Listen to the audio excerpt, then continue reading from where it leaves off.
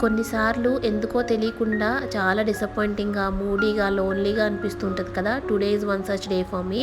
అసలెందుకో తెలీదు మార్నింగ్ నుంచి కూడా చాలా డిసప్పాయింటింగ్‌గా ఉన్నాను నేను. దానికి తోడు నేను ప్రిపేర్ చేసిన బ్రేక్‌ఫాస్ట్ కూడా అట్టర్ ఫ్లాప్ అయింది. ఈరోజు నేను రాగి దోసలు వేద్దామని ట్రై చేశాను కానీ రాలేదు. ఇంకెందుకని గోధుమ పిండి మిక్స్ చేసి వేస్తే ఇంకా బాగానే వచ్చినియి. మేబీ ఇల్లు మెయింటైన్ చేయడము, పిల్లల్ని చూసుకోవడం ఇదంతా కొత్త కదా! న్యూ మదర్స్‌కి ఇలానే డిసప్పాయింటింగ్‌గా అనిపిస్తూ ఉంటదేమో అప్పుడప్పుడు. మరి మీరేమంటారో కమెంట్ చేసి చెప్పండి. తర్వాత అయితే నేను ఇక్కడ నిన్న కుండలో పెరుగు తోడేసానని చెప్పాను కదా! ఈ రోజుకైతే ఆ పెరుగు బాగానే తోడుకుంది కానీ నాకైతే పెద్ద డిఫరెన్స్ ఏమీ కనిపించలేదు. స్టీల్ గిన్నెలో తోడేసిన, కుండలో తోడేసిన పెరుగు టేస్ట్ అయితే ఒకేలా అనిపించింది. మరి కుండలో తోడేసిన పెరుగు ఇంకా టేస్టీగా రావాలంటే ఏమైనా టిప్స్ ఉంటే నాకు కమెంట్ చేసి చెప్పండి.